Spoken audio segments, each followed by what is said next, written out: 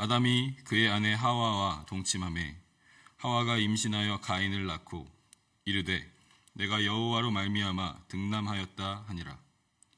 그가 또 가인의 아우 아벨을 낳았는데 아벨은 양치는 자였고 가인은 농사하는 자였더라.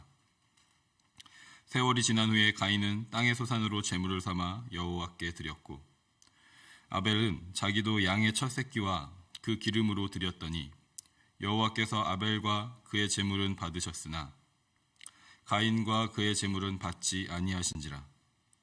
가인이 몹시 분하여 안색이 변하니 여호와께서 가인에게 이르시되 네가 분하여 함은 어찌 됨이며 안색이 변함은 어찌 됨이냐. 네가 선을 행하면 어찌 낯을 들지 못하겠느냐. 선을 행하지 아니하면 죄가 문에 엎드려 있느니라. 죄가 너를 원하나 너는 죄를 다스릴지니라. 가인이 그의 아우 아벨에게 말하고 그들이 들에 있을 때에 가인이 그의 아우 아벨을 쳐 죽이니라. 여호와께서 가인에게 이르시되 내 아우 아벨이 어디 있느냐. 그가 이르되 내가 알지 못하나이다. 내가 내 아우를 지키는 자니이까. 이르시되 네가 무엇을 하였느냐. 네 아우의 핏소리가 땅에서부터 내게 호소하느니라. 땅이 그 입을 벌려 내 손에서부터 내 아우의 피를 받았은즉 내가 땅에서 저주를 받으리니 네가 밭을 갈아도 땅이 다시는 그 효력을 내게 주지 아니할 것이요 너는 땅에서 피하며 유리하는 자가 되리라. 가인이 여호와께 아뢰되 내 죄벌이 지기가 너무 무거우니이다. 주께서 오늘 이 지면에서 나를 쫓아내시온즉 내가 주의 낯을 배웁지 못하리니 내가 땅에서 피하며 유리하는 자가 될지라. 무릇 나를 만나는 자마다 나를 죽이겠나이다. 여호와께서 그에게 이르시되 그렇지 아니하다. 가인을 죽이는 자는 벌을 7배나 받으리라 하시고 가인에게 표를 주사 그를 만나는 모든 사람에게서 죽임을 면하게 하시니라. 아멘. 오늘 본문은 하나님의 말씀에 순종하지 않으므로 하나님께서 말씀하신 대로 죽음의 형벌을 받고 에덴 동산에서 쫓겨난 사람의 역사가 어떻게 흘러가는지를 말씀하고 있습니다. 아담과 하와는 두 아들 가인과 아벨을 낳았습니다.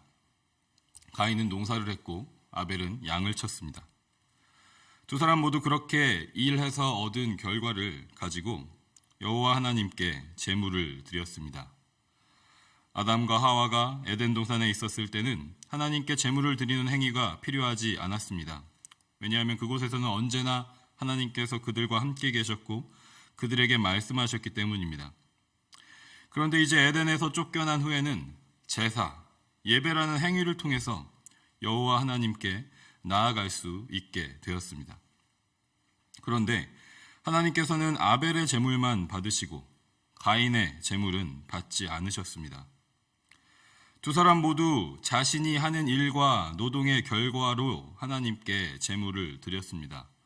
그런데 아벨은 그 중에서도 양의 첫 번째 새끼와 그것의 가장 중요한 부분인 기름을 구별해서 제일 좋은 제물을 드렸지만 가인은 그러한 구별함이 없이 제물을 드렸습니다.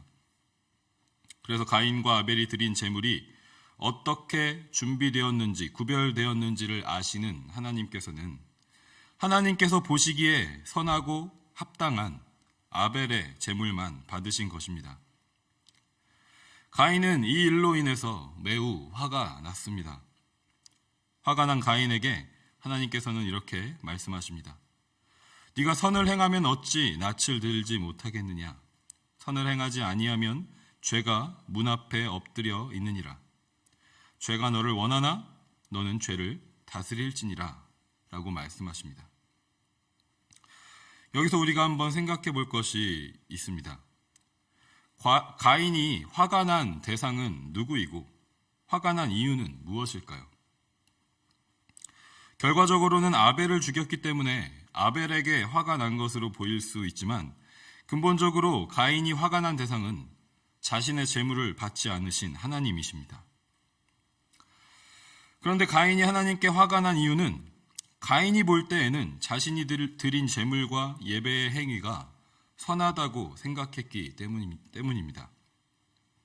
하나님께서 보시기에 가인의 제물과 가인의 예배는 선하지 않았는데 가인은 자신이 하나님께 드린 제물과 예배가 선한 행위라고 주장하고 있는 것입니다. 이렇게 선악을 알게 하는 나무의 열매를 먹은 죄의 결과가 나타나고 있습니다. 죽음의 길을 걷는 것이 삶의 어느 영역부터 시작되는지를 보여주고 있습니다. 스스로가 하나님과 같이 되어서 선과 악, 좋은 것과 나쁜 것을 판단하고 결정하려는 죄의 권세 아래에 있을 때 하나님과의 관계에서부터 문제가 시작됩니다. 예배라는 행위, 사람이 할 수 있는 가장 가치 있고 중요한 행위로부터 문제가 시작되는 것입니다. 하나님께 드리는 예배를 행하면서도 자신이 선과 악을 판단합니다. 하나님께서 보시기에 좋은 것과 나쁜 것이 기준이 아니라 자신의 판단과 가치가 기준이 되는 것입니다.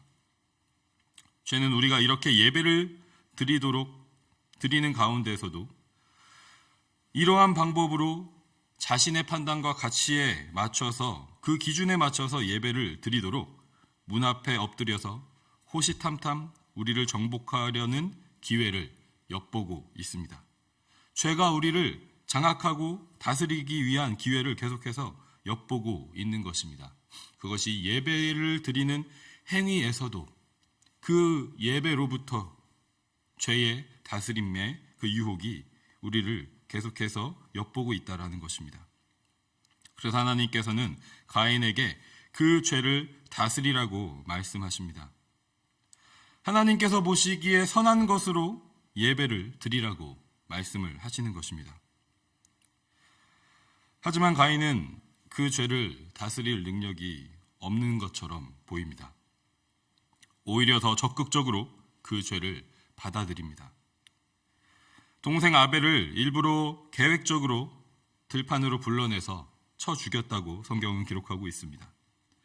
하나님께서 보시기에 선한 제물을 드린 아벨을 죽임으로써 끝까지 자신의 행위가 선하고 옳다는 판단을 굽히지 않는 것입니다.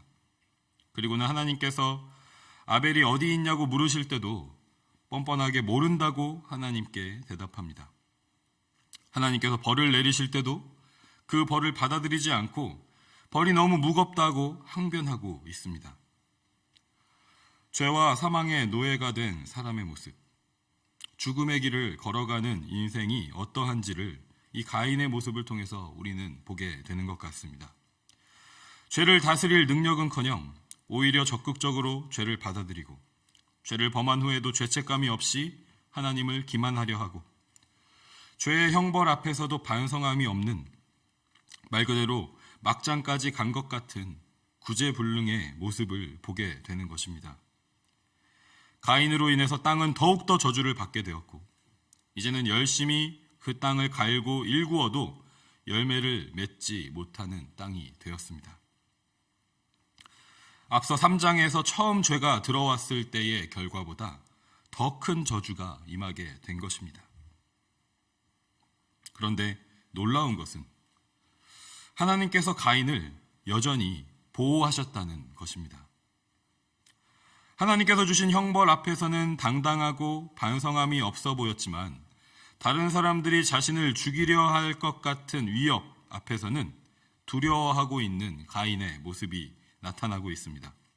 하나님은 두려워하지 않으면서도 사람을 두려워하는 가인의 모습인 것입니다. 정말 여러 가지 면에서 죄로 어그러져 있는 가인의 인생을 그럼에도 불구하고 하나님께서는 여전히 보호하셨습니다. 가인을 죽이는 자는 7배나 더 큰 벌을 받을 것이라고 말씀하시고 가인이 만나게 될 사람들로부터 죽임을 당하지 않도록 확실한 표를 주셨습니다.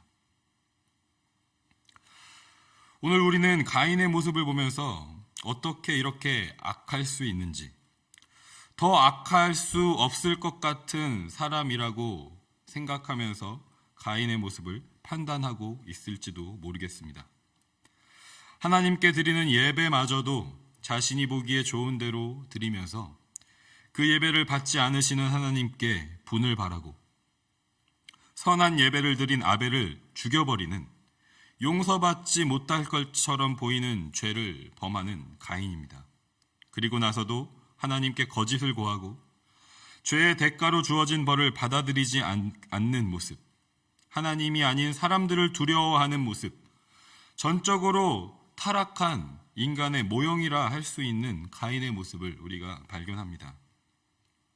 아담과 하와로부터 시작된 죄가 단 한 세대 만에 얼마나 크게 자라났는지를, 앞으로는 얼마나 더 크게 자랄지를 보여주는 것이 오늘 본문의 말씀입니다. 그런데 그럼에도 불구하고 정말 놀라운 것은 이러한 모습의 가인을 하나님께서 포기하지 않으시고 보호하셨다는 것입니다.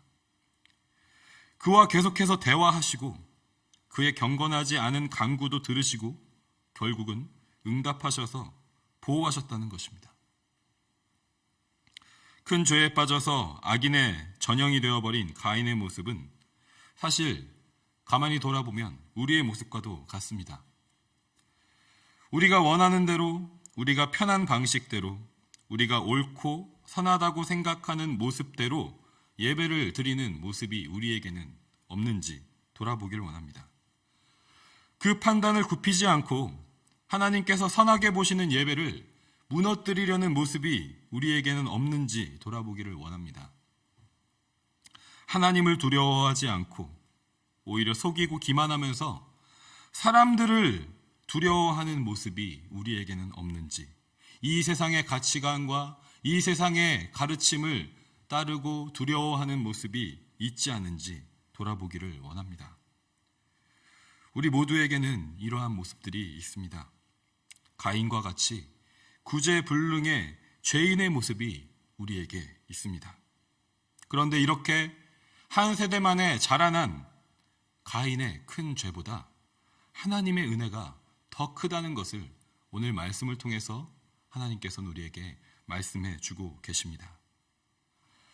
이 시간 우리가 하나님의 이 말씀을 겸손하게 받아들이고 묵상하면서 하나님 앞에 어쩔 수 없는 죄인의 구제불능의 모습인 우리의 인생이지만 하나님의 그 큰 은혜, 하나님이 우리를 구원하신 그 은혜가 얼마나 크고 얼마나 위대한 것인지, 얼마나 놀라운 것인지를 다시 한번 이 아침에 묵상하면서 판단하는 자리, 우리가 선한 것과 악한 것을 결정하는 자리에 있는 것이 아니라 하나님께서 선하다고 말씀하시고 하나님께서 옳다고 말씀하시는 예배의 삶으로 그 말씀 따라 하루하루 오늘의 삶을 주 앞에 드리며 또 우리의 이웃과의 관계 가운데 그 하나님의 말씀을 살아낼 수 있는 우리의 삶이 되기를 소망합니다.